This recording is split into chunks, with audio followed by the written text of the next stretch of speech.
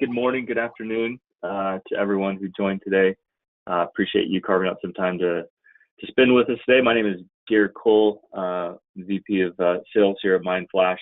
I promise I'm not here to sell you today. I'm here to give you the gift of knowledge.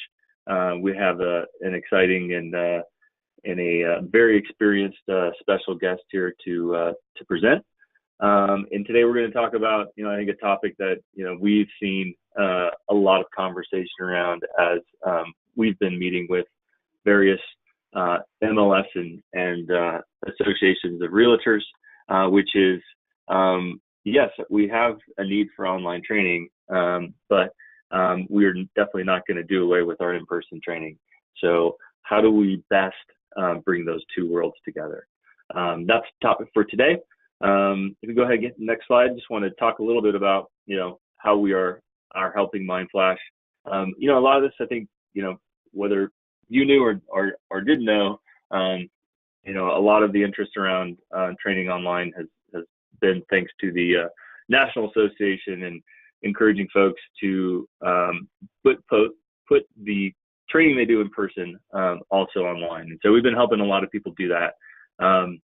We've been helping a lot with new member onboarding strategies. A lot of people are also consuming a lot of time to attend classes that could be offered online, and whether that's because it's a large geography or you live in a concentrated area where traffic is just crazy, or just the nature of the training could be consumed in a small chunk in between showings.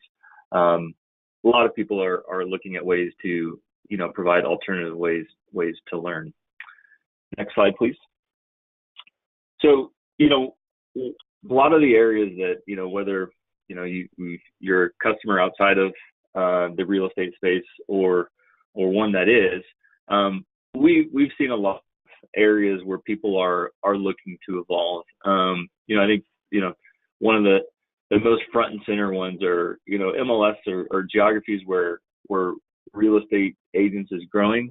The need to onboard members quickly, get them out in the field and equipped to sell, operationally sound. Kind of the current state is it can be a lengthy process. A lot of the onboarding is 100% in person. There's fixed dates, so depending on when you sign up, your time to be out in the field is long. And so there's a lot of opportunities where you can accelerate that. We've had one of our customers go from I think 3 weeks down to 2 days, and so that's a huge area. I think core to most of the people on here is the MLS application itself. It's a big technology product. You have content from the provider, but no two systems are the same. And so how do we best train people, enable people to be able to operate within the heart of how they do their business? Content is huge. I think a lot of the current state that we've seen is kind of what we're doing today. It's a webinar, it's recorded, it's a very long commercial, but not necessarily, I guess, best practice for learning design and learning consumption. So, areas to evolve might be a micro learning strategy where it's smaller chunks of some assessments, or topic du jour today, which is the blended training approach. How do we create content that is can coexist in classroom, but also in an online world? So there's a variety of topics here today of I think ways that we have strategy and ideas and suggestions and best practice of which we could share with you to evolve, whether you use our product or not. These are the things that go out around the technology that make the whole area of training take it to the next level. So we'll focus on these over the next few weeks and look for more topics to come. But today we're going to dive into this, this blended training strategy and talk through how we can make some progress there. So I'm excited. We have an exceptional speaker today, Jen Scopo. A little bit about Jen. Jen has the benefit of a few things I think is going to offer you today. One, this is her area of expertise, undergrad study, MBA in organizational psychology, and so she's very well read and very knowledgeable in the space. Number two, she's been in your shoes as well. So she's been leading training transformations at companies like Little Gyms, where it had a highly distributed part-time employee base. So how do you get people that don't have to take training type of scenarios? And then last but not least, she also has the background of previously being a Mindflash customer. So I think we bring that all together today. She's going to share her ideas for the next 30 minutes. And I would encourage you to, as you have a question, please jump into the chat. We'll capture those and answer them at the beginning. If you wait till the end, you'll probably forget it. So if it's important, ask it, and we'll definitely have time for you to have some Q&A with Jen. So with that, Jen, I'm super grateful that you're here today, and the floor is yours. Great. Thank you, Garrett. I'm really excited about it. So thank you guys again for being here. I really appreciate you taking some time. Thursday before a long weekend isn't the best time to be focused on something. So I appreciate you guys being here and just dedicating some time to us today. Like Garrett said, I've been in training for about 14 years. Extra bonus piece of information for you. I'm actually also a licensed realtor in the state of Arizona. I trained at Keller Williams for a little bit of time after I got my license.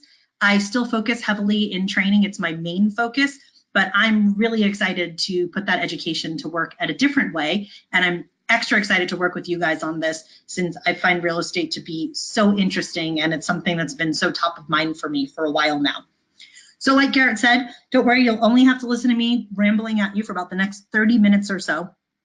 And my intention is to lay a foundation and really just get your wheels turning as to what are some ways you can take whatever your current content is, whatever the current format is, make it as meaningful, dynamic, and engaging as possible, while also maximizing your resources as best as possible and being as efficient with that.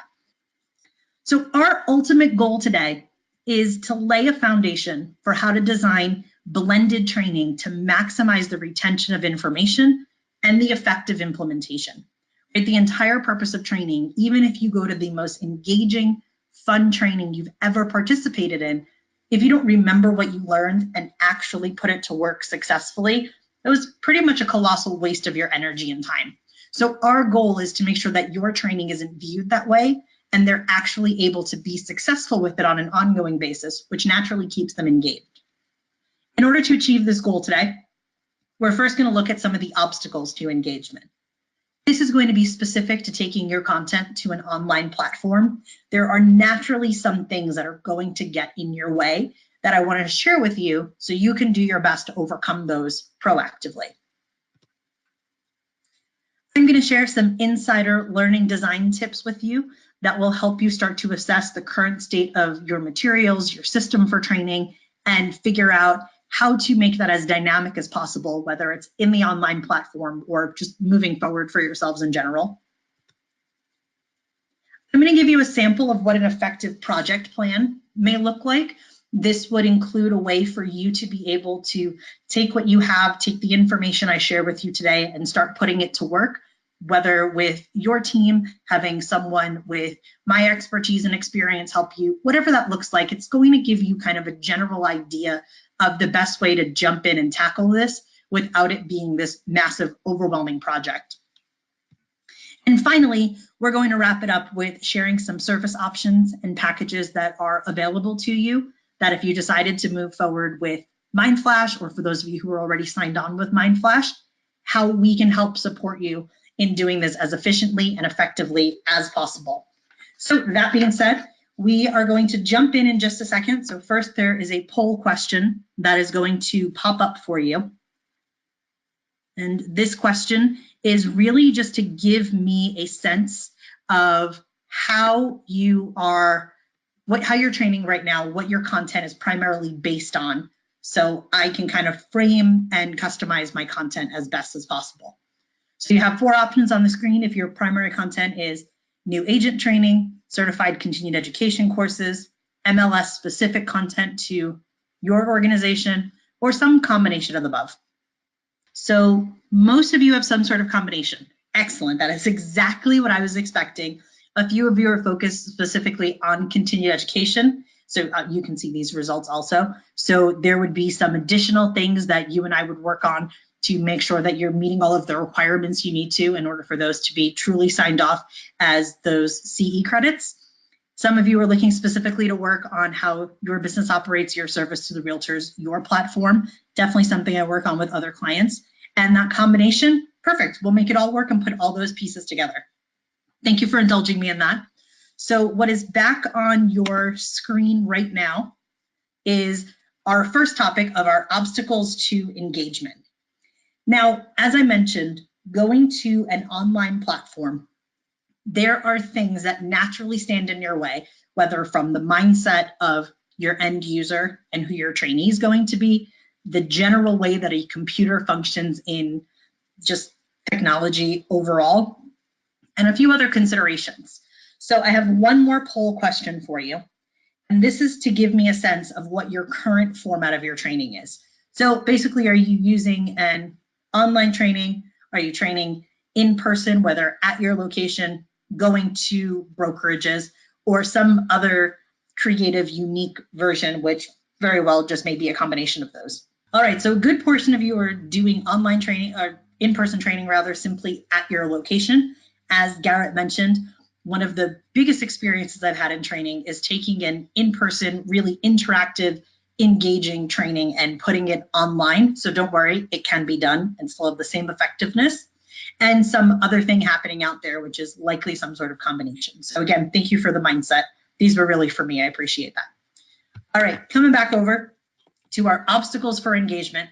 The first one is the general just perception of boredom, right? For most of us, the only time you've maybe done an online training is when you were required to for some reason, right? There's those DMV courses you can take to knock down your insurance rates.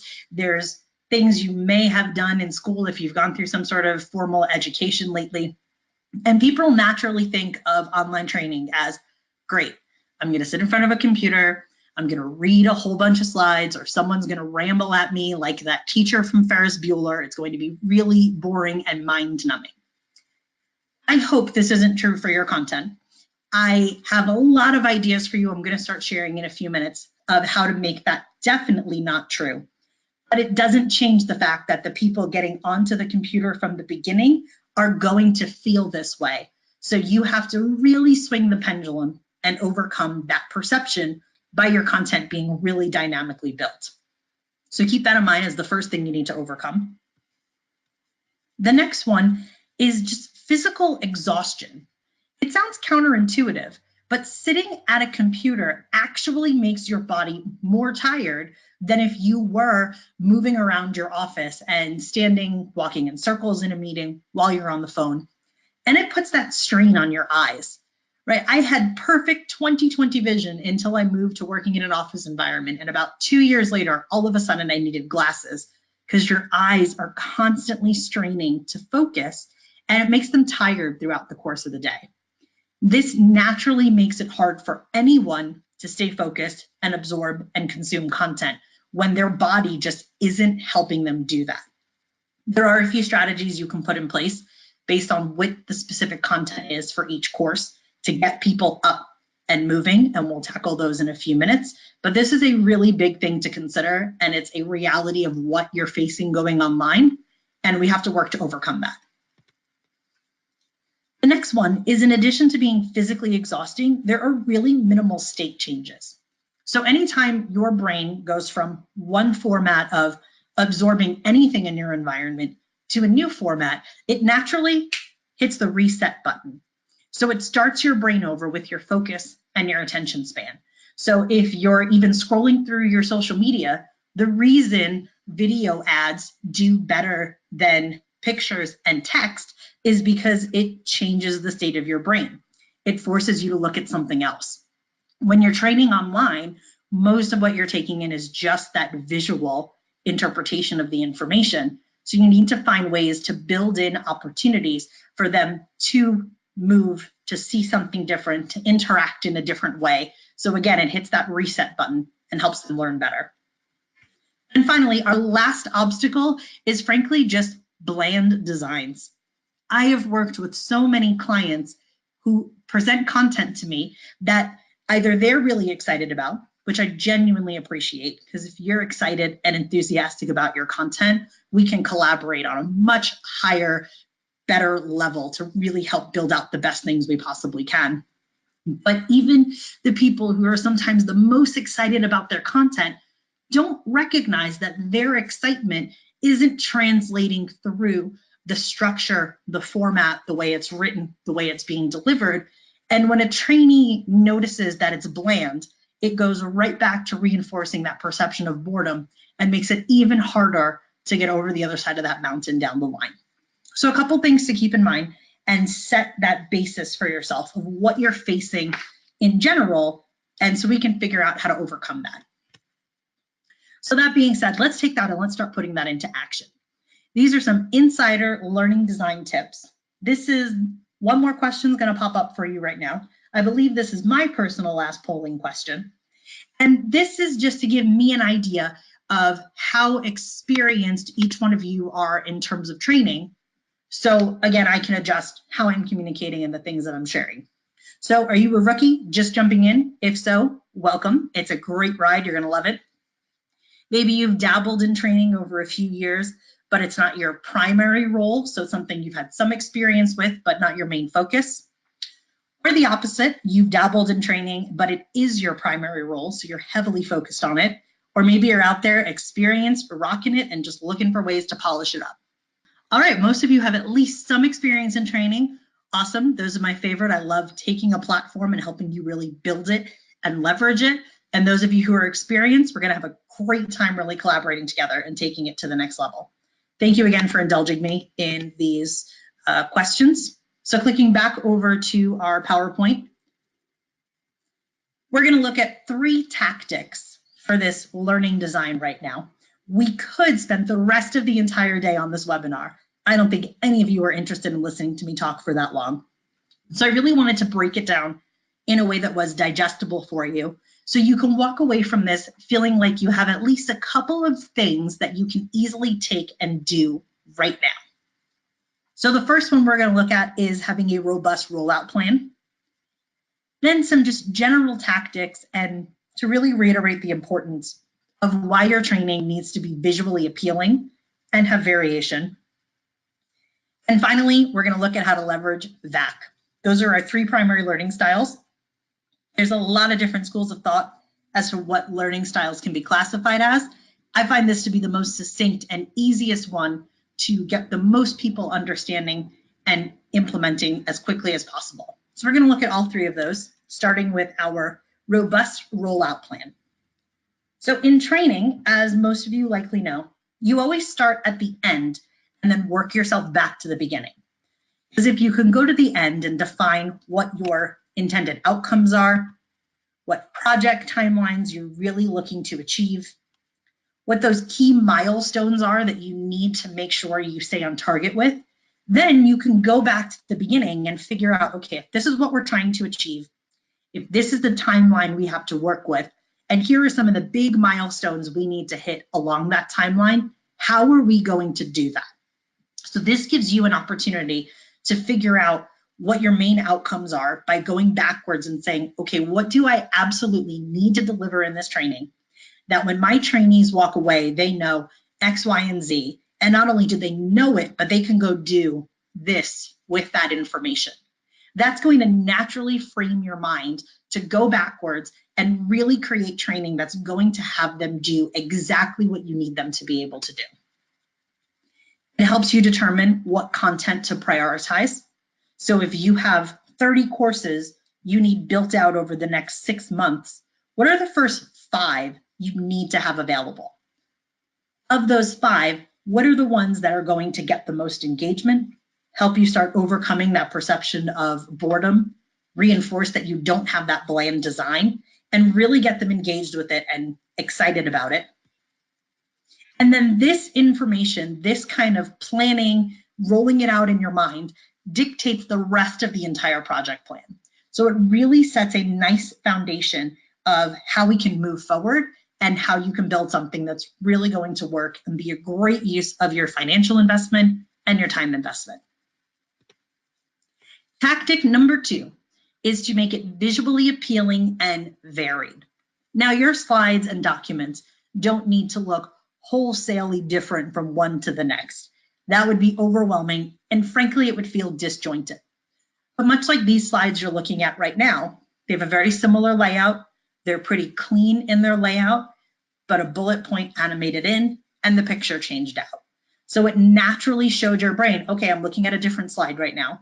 So if I tuned out for a minute and noticed that my phone has that little blinking indicator on it and I quickly checked a message, when I click to the next arrow, I realize, okay, I'm actually looking at something different. So it helps overcome some of those natural distractions. And again, hits that reset button. It reduces the eye strain by looking at the same thing, but getting to refocus because it's different enough. Again, it hits that reset button. And it gives them more vivid images to recall. I'll come back to this pretty heavily when we talk about learning styles in just a minute, but it's giving them something really clear and clean that their brain can look at, absorb, and when they need to call back to it later, it's easier to get that information because it was such a vivid image burned into their brain. And again, it helps overcome that boredom. All right, get ready for it. Tactic number 3 coming at you, leveraging VAC. So again, these are our learning styles. And the intention here is that you want to cater to every single possible person that's going to be training with you. Meaning, you want to present your content in a way that every person, regardless of their personality, their learning speed, the way that they prefer to learn and take in information, they have an equal and amazing opportunity to truly learn, absorb, and then implement. So we're going to look at the first one, is your visual learners. This is 70% of your population are extremely strong visual learners. Lucky for you, this is the easiest one to tap into when you're moving to an online platform because they're learning primarily through their eyes, and their eyes function as a camera. So they're constantly taking pictures of the slides in front of them. If you were in person, they would take an image of you in their brain, the flip chart, any notes that they're taking. And later, when they go to remember what the information was, so if you were thinking, what are those 3 tactics, on some subliminal level, or maybe consciously, you're going to see an image of a slide like one of the ones I've just shown you.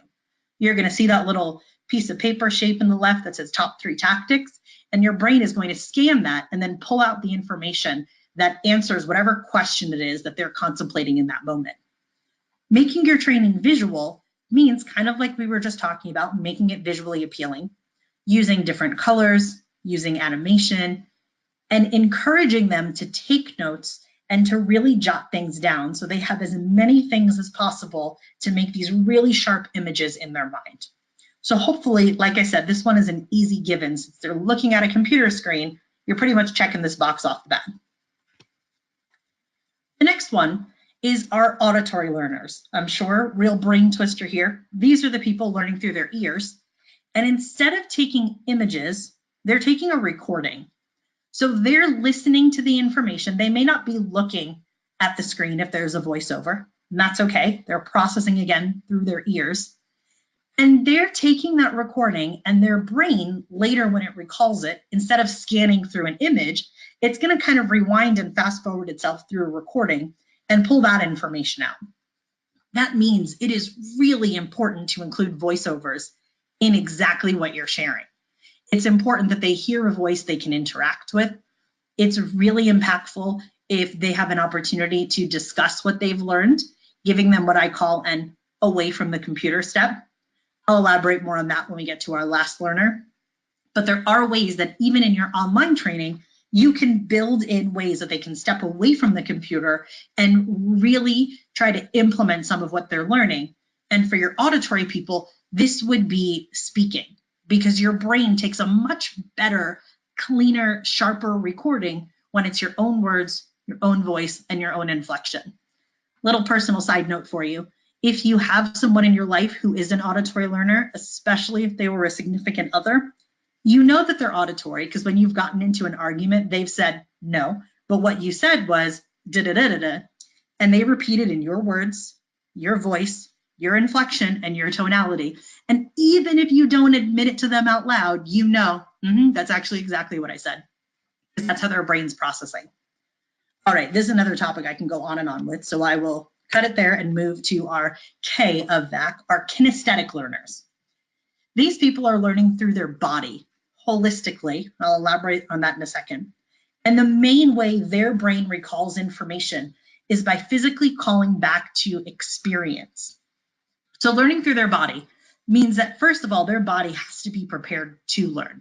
So they have to be physically comfortable and ready that there's no distractions physically that's already stopping them from learning. These are the people that suffer the most when it comes to that obstacle of having minimal state changes and that physical exhaustion. Because by learning through their body, I tell my learners all the time, you want to take off your shoes, you want to lay down on the floor in the middle of the room, jump up and down on the back. I genuinely don't care as long as you're not distracting anyone else and you're staying focused. Letting their body be comfortable helps them to learn through that experience and through their emotions. So with your kinesthetic learners, having the visual helps them kind of put themselves in the experience and thinking about it. But voiceovers are also hugely impactful for them because it gives them that emotional connection when they can hear your inflection, as long as you're not facilitating like the teacher, again, from Ferris Bueller. And you're telling stories. So it's not just, okay, here are these bullet points, but let me share with you what this may look like in reality. Here's my personal experience with this. And by hearing the emotion of the person sharing the information, it helps them connect with it better.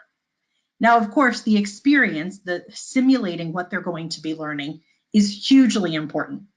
And again, you do not have complete control if you put up a slide with a quick little checklist that said, okay, now step away from the computer and I want you to go grab someone who's in your house with you or someone you're working with and state exactly how you would explain this part of your contract to them and really role play and practice that.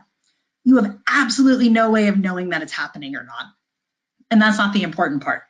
The important part is that you're looking for ways to create these opportunities for their learning. All right, that was a lot of information to kind of settle in your brain right there. So hopefully you're feeling pretty good about where that is. And my intention with that part of the content was to, again, give you an idea of what are these obstacles that you need to overcome and what are some basic things that you can do to put them into action. So where you take the results of these 3 tactics, for you, it's going to help you create a big picture plan. So really think, okay, I at least have some idea of what this girl's been rambling at for me for the past 20 minutes. I see the value in building out my plan from the end and going backwards. I'm going to map out my priorities and my milestones. I have some concepts that I can start rolling around and thinking about to use my learning styles. Then you can mentally assess the current state of your training. So I'm sure you've already started doing that. If you're still listening to me talking at you, you've already started thinking, okay, maybe there's this part when we do go over the contract negotiation and how they're actually writing their agreement with their potential client and looking at it and thinking, okay, here's maybe an activity we can put in there. Here's a different way I can present that. Or here's something that really is right on the mark and I'm going to keep it exactly as it is. And it also lets you start to draft your goals.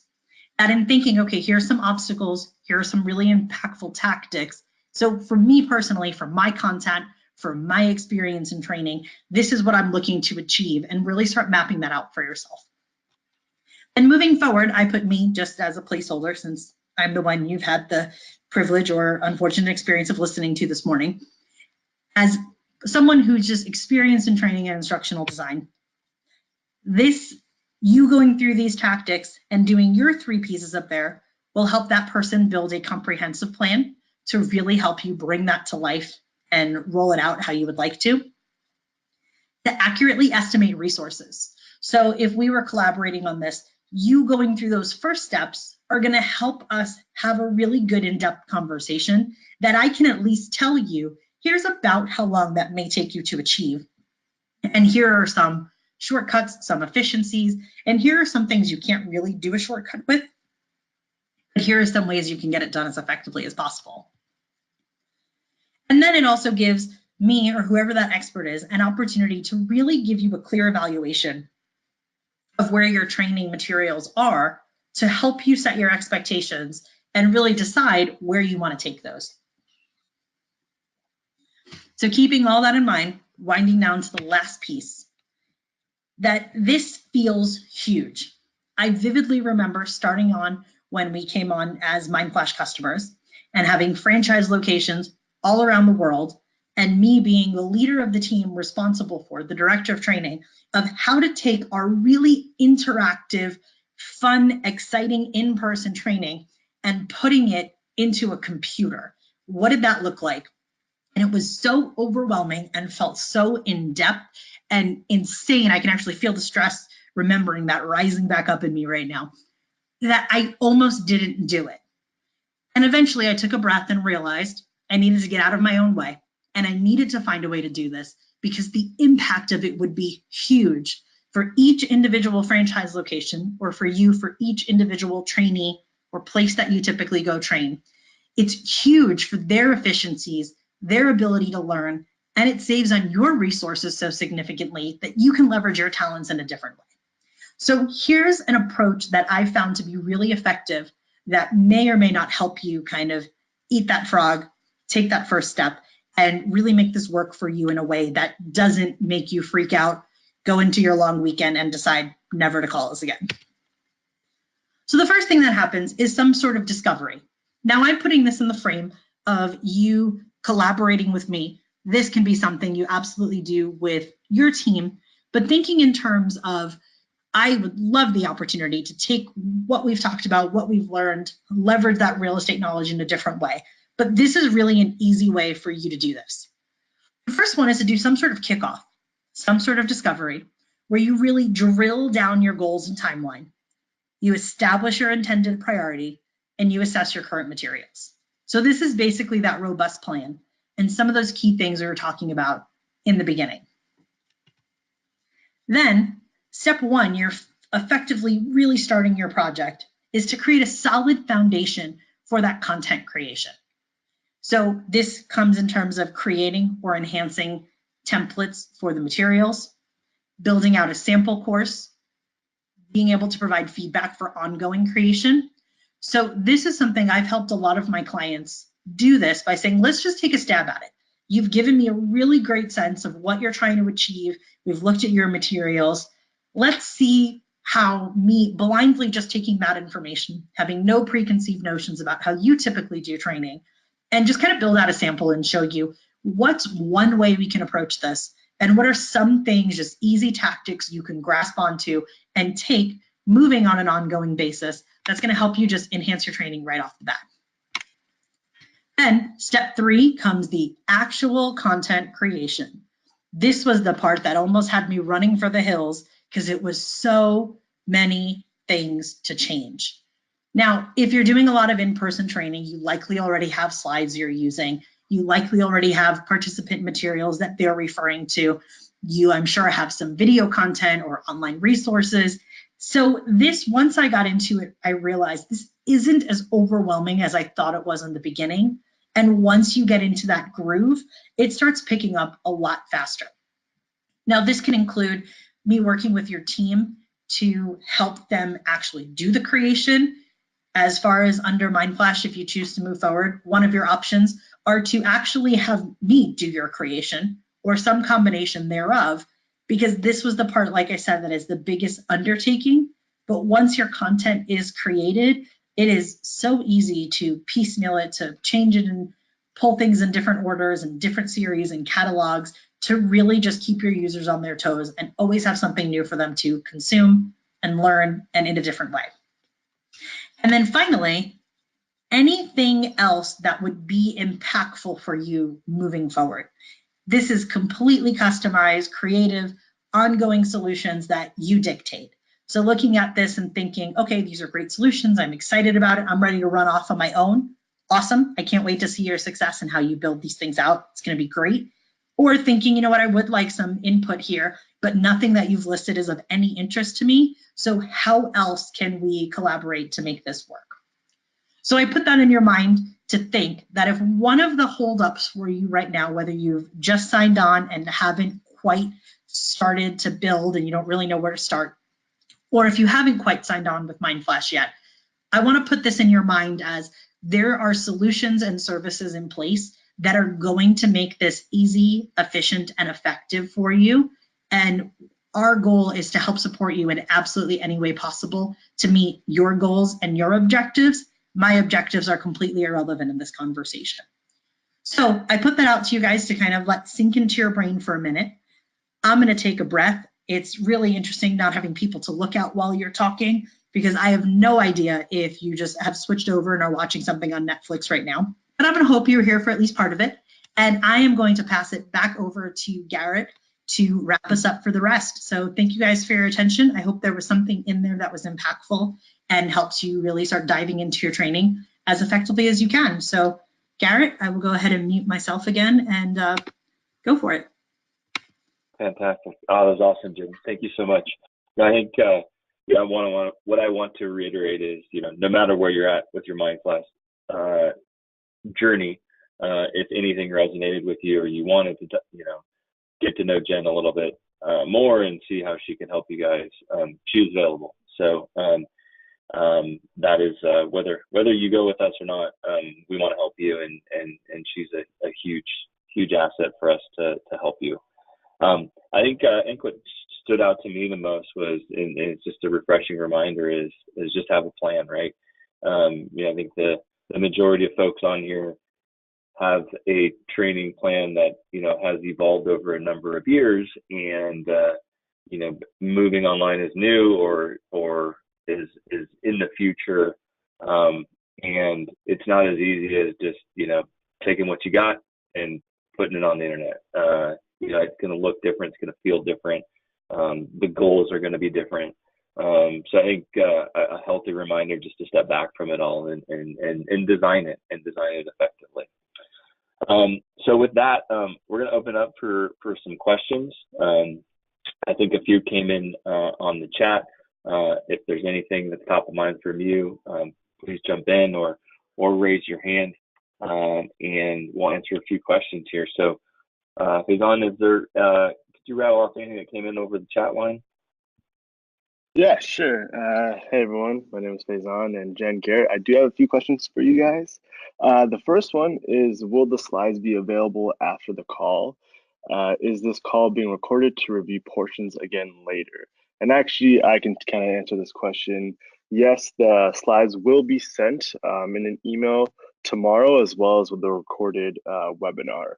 So don't worry, Denise, we got you. The next one, it's a question for Jen, I believe. For step number 3 in the project approach, could you give me an idea of what some solutions look like? Yeah, absolutely. That's a great question. Thank you for asking. So this has really run the gamut of anything creative my clients can come up with. In some cases, it's almost likened to retaining me like a lawyer, if you will, that they just decide, okay, I want 10 hours of your time over the next 2 months. And during that time, let's just schedule some phone calls. I'd like to send you materials to review that you can give me feedback on. It may be involve me actually getting online and creating courses right along with you, or doing kind of a screen share and teaching your trainers how to. Whether it's on kind of that set retainer or on more targeted of a project approach. I've also had clients find a lot of impact in that last piece I mentioned, doing that screen share where I guide whoever their person is on their team that's creating and actually creating the materials. I also do some train the trainer things, very similar to what this was, just in a lot more depth of here are some very specific tactics to use to leverage each one of those learning styles. Here are some templates you can create that match your branding or that I can make match your branding. Reviewing quiz questions and giving tutorials on the best way to write quiz questions. I can go on and on with some of the other solutions, but hopefully that gives you a better idea. If you were looking for more detail on that, please feel free to drop another question in the chat, and I'm happy to elaborate a little bit further. But that was a great question. Thanks again. So Jen, yeah, if you wouldn't mind just flipping the slide, I think if people don't know where to start or what the art of the possible is, yeah, there you go, one forward.